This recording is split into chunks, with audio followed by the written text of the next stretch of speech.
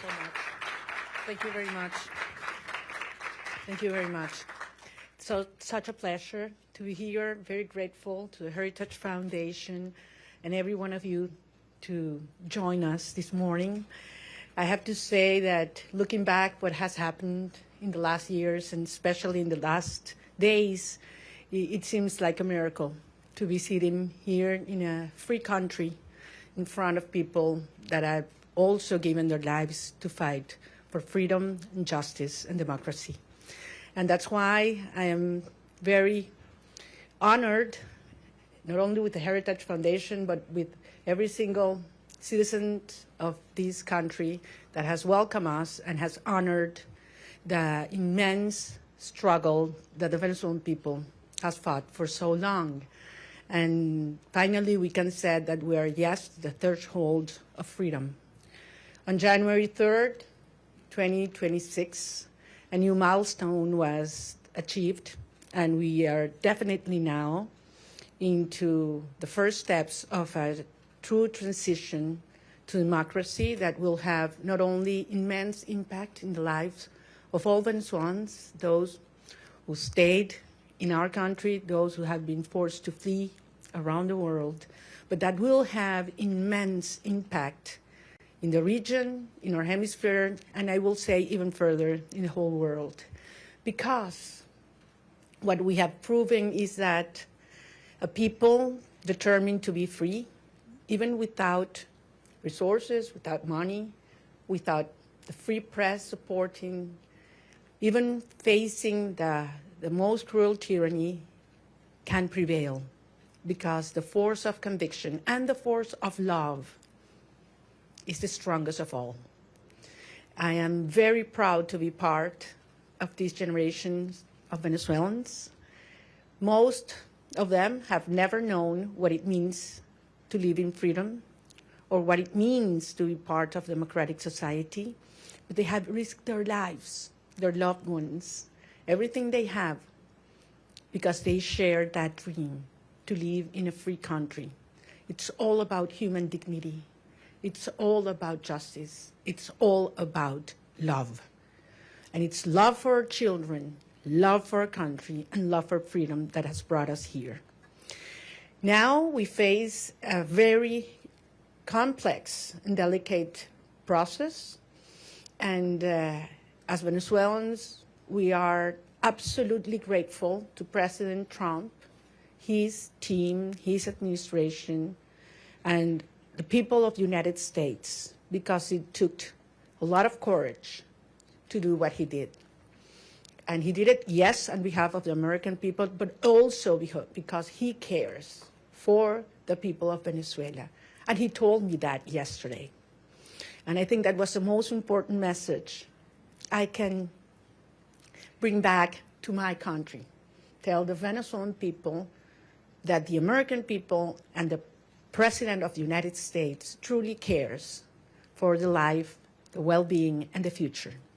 I'm certainly talking about our political prisoners and all those who have been persecuted, those who are all today in exile. But I'm also talking about those children that are growing without their mothers because they had to flee to send food back, that are growing without education because public schooling in Venezuela works 2 days a week because teachers earn $1 a day and they need to get other jobs in order to eat, that are growing without health and food. And we have the generation that is suffering the highest levels of malnutrition in a century. That's our children right now. And it is because of them. It's because of saving lives that we're doing what we're doing right now. And that's why we're going to win. And the only thing I want to assure the Venezuelan people is that Venezuela is going to be free, and that's going to be achieved with the support of the people of the United States and the President, Donald Trump of the United States. So I'm very grateful to be here. We are facing challenging times ahead. We are prepared to do what it takes as a legitimate government. Edmundo González Urrutia and I have been in communication permanently all these days, and we feel not only with a mandate from the Venezuelan people, and that's why I'm here, and that's why what I convey to the President of the United States, but also with a huge task in front of us to prepare with all our teams around the world and in Venezuela to take over government when the right time arrives. So thank you very much, and I'm more than willing to hear your questions now. So I believe there's a procedure that has been designed, so because we thought there might be some interest today. Thank you very much. It's an honor to have you, Ms. Machado. I'm going to start off with a question, and then we're going to open it up to the press. My question to you, Ms. Machado, is you know the Venezuelan people more than anyone, and that's apparent from the very You know the Venezuelan people more than anyone, and that's apparent from the very strong support that they've shown for you time and time again. I wonder if you could tell us a little bit about, I mean, as you know, your country has been destroyed by socialism, Cuba, Russia, and Iran looting your nation, your wealth. Do you see, and the primary victim of this has been the Venezuelan people, do you see a future in which at all possible, where a free and fair election and return to democracy in Venezuela restores anything but a strong, staunched U.S. ally and a country that leaves behind the shackles of socialism? Well, thank you very much. Can you hear me? I'm hearing like an echo here. Yeah? We hear you. It's fine? Okay. Well, I'm very glad. No, there's a problem with an echo, right? No, please. So comfortable sitting down. You want me to stand up? You prefer that I stand up? No? That's better now? Okay. Look, I'm very glad we start with this issue because I understand that there are many concerns regarding the transition in Venezuela and compared to previous events in all parts of the world. And I always insist in the difference between what is Venezuela today compared to Middle East countries that went through change in governments or regimes. We're talking about a society that is perhaps the most cohesive in the region. I would dare to say even in the world. I ask you to think any other society in which 90% of the population wants the same. Not only that they reject the actual regime, but we want the same. There are not religious tensions within the Venezuelan society, or racial, or regional, or political, or social. I mean, there was one longing that brought Venezuelans together, and that was, we want our children back home. And it was that demand that I heard all around Venezuela in 2023, when we were moving forward to the primary process, that made me realize how powerful it was to unite a country, to tear down the barriers that the regime had built to divide us, you know, between rich and poor, black and white, left and right, military and civilians. And we brought a country back together. That's why I always said, you know what, Maduro's going to go. We're going to get rid of him one day or the other. What's important is the country that's coming afterwards. And it's a country based on shared values. We want to live with dignity. We want to live with the result of our work, our effort, a society based in merit, and not if you know the Chavista who is in certain place at certain time. Women do not want handouts. They don't want to live in a give their children a box of food that has a high cost, because then you have to lower your head and repeat what the regime wants you to say or dress as they expect you to dress. They want to live with their job well done. That's dignity. And that's what Venezuela deserves and wants today. And that's what we represent. So, of course, the result of this hard process will be a society based on these values, a society that is profoundly pro-America. And I want to insist on this. Delcy Rodriguez, yes, she's a communist. She is the main ally and representation of the Russian regime, the Chinese and the Iranians. But that's not the Venezuelan people, and that's not the armed forces as well. So I am profoundly, profoundly confident that we will have an orderly transition. This is a complex phase we are right now. Some of the dirty work is being done by them. But then the result of a stable transition will be a proud Venezuela who is going to be the best ally the United States has ever had in the Americas.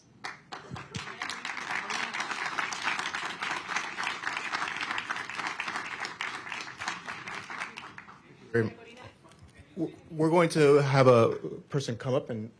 Sorry for that. I'm gonna leave. Thank you very much. Hi, thank you very much for coming. I realize there's a lot of interest. We're going to try to get to every question. I'm going to go through a list. There's outlets that have more than one reporter accredited, so I would like to please ask you to raise your hand so we can get one of our kind staff to bring the microphone to you as I call you out. Julio Vaqueiro from Telemundo, please. Hola, Julio. Hola, María Corina. Qué gusto verte aquí en Washington, D.C. El presidente Donald Trump, su gobierno, está hablando y trabajando con Delcy Rodríguez, así lo han dicho ellos. Usted le dio el Premio Nobel de la Paz al presidente Trump en su encuentro ayer. ¿Qué le dio el presidente a usted? ¿Un reconocimiento de su legitimidad como opositora con el mandato de encabezar esta transición en Venezuela? Gracias, Julio. Yo no vine a buscar nada para mí. Vengo aquí en representación del pueblo de Venezuela que eligió a Edmundo González Urrutia como presidente electo. ¿Perdón? ¿A que lo baje? Ah, los teléfonos, ok. Entonces, repito, yo vine en representación del pueblo de Venezuela, que nos dio un mandato. Primero el 22 de octubre del 2023. Ay, no. Ya va. Chicos, un minuto. Vamos a ¿se escucha bien o no? Cambiamos una. Ya, vamos a cambiarlo.